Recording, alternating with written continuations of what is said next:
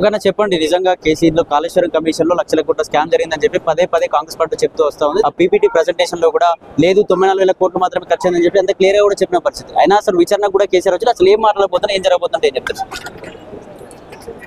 మెడకాయ మీద తలకాయ నోడు మాట్లాడే మాటలు కావు ఇవన్నీ. బుద్ధి శరం సిగ్గున్నోడు ఎవడు కూడా ఇట్లా మాట్లాడకూడదు. లక్షల కోట్లు అవినీతి జరగడం ఏంటంటే ఆ ప్రాజెక్టే 80-90 కోట్ల మధ్యన దానికి ఖర్చు అయింది. 2 TMCలు ప్రతిరోజు ఎత్తిపోసే దానికోసము 3 బ్యారేజీలు, తర్వాత అనేక రిజర్వాయర్లు, దాదాపు 20-22 రిజర్వాయర్లు, కొన్ని 100 కిలోమీటర్ల కాలువలు, దాదాపుగా ఒక 200 కిలోమీటర్ల అండర్ గ్రౌండ్ సొరంగాల మార్గం ద్వారా కాలువలు, తర్వాత బాహుబలి మోటార్లు, అనేక లిఫ్ట్ ఇరిగేషన్ యూనిట్స్, వీటన్నిటినీ సమాహారమే కాళేశ్వరం ప్రాజెక్టు. కాళేశ్వరం ప్రాజెక్ట్ అంటే మేడిగడ్డలో కూలిపోయిన అది పరెలు బాసిన 2 పిల్లర్లు కాదు. 2 పిల్లర్లు అసలు మొత్తం మేడిగడ్డకి ఖర్చు పెట్టింది 4,000 కోట్ల రూపాయలు. సుమారుగా ఎంతో 4,000 ఎంతో పెట్టినారు. దాంట్లో మొత్తం 84 పిల్లర్లలో 2 పిల్లర్లు క్రాక్ వచ్చినాయి.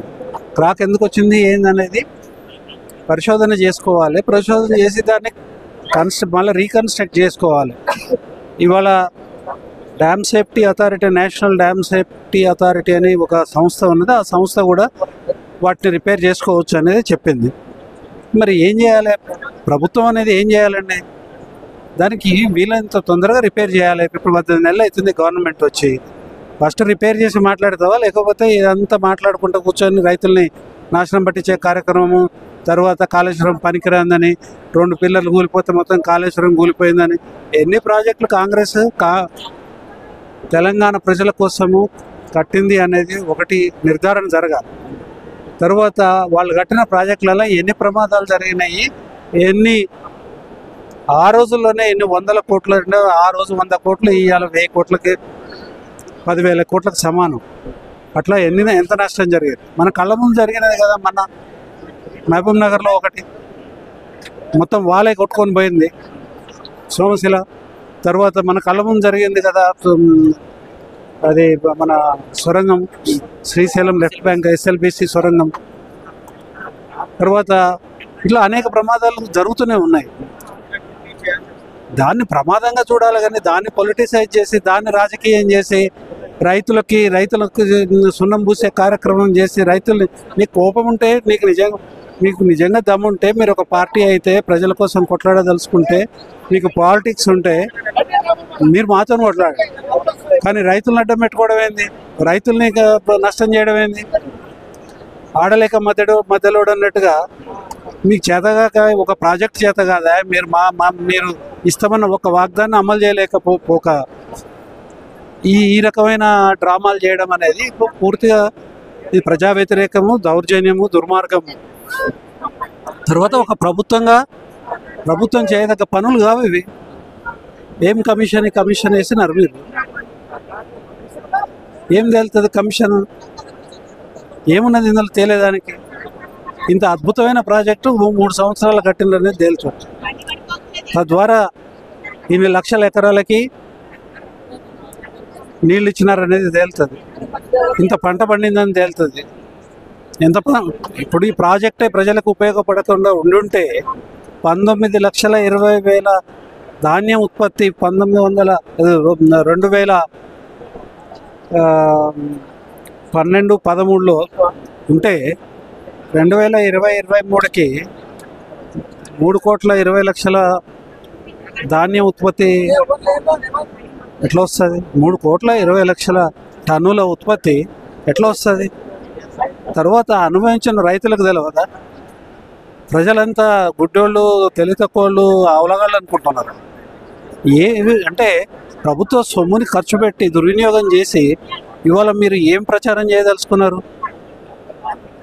ఇవాళ వీళ్ళు చేసే ప్రచారం ఖర్చు కానివ్వండి, ఇట్లా ఈ కమిషన్ల ఖర్చు కానివ్వండి, తర్వాత ఇవి అనేక రకాలుగా బేఫుసూల్ ఖర్చు ఏదైతే ఉందో దాంట్లో ఒక 2 పైసల వంతు మీరు కనుక ఈ అందాల పోటీలు కానివ్వండి, ఈ పరిపాలన అధికార దుర్వినియోగం కానివ్వండి, వీటిల్లో అయ్యే ఖర్చులో 2% ఖర్చు పెడితే మేడిగడ్డలో పరెలు బాసిన 2 పిల్లర్లు ఈ పాటికి అయిపోయేది.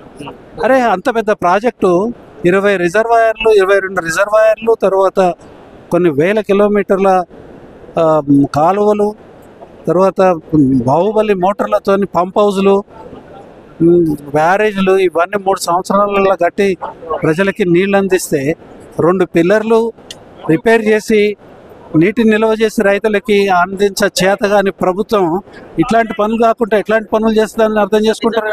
వెడిగడ్డలో 2 పిల్లర్లు కొంగిపోయి ఉంటే నిజంగా వాళ్ళు శంకుస్థాపన చేసినటువంటి గంధమల ప్రాజెక్టు నీళ్ళు ఎక్కడి నుంచి వస్తుంది?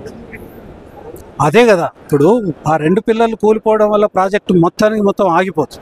ప్రాజెక్టు కట్టేటప్పుడే source of water multiple sources నుంచి వర్కౌట్ చేసినారు. ఒక విజన్ తోని, ఒక దూరదృష్టితోని టెక్నీషియన్స్, తర్వాత ఇంజనీర్లు, సెంట్రల్ వాటర్ కమిషన్ యొక్క సలహాలు తీసుకొని నీటి సోర్సు మల్టిపుల్ సోర్సెస్ నుంచి దానికి అరేంజ్ చేయడం జరిగింది.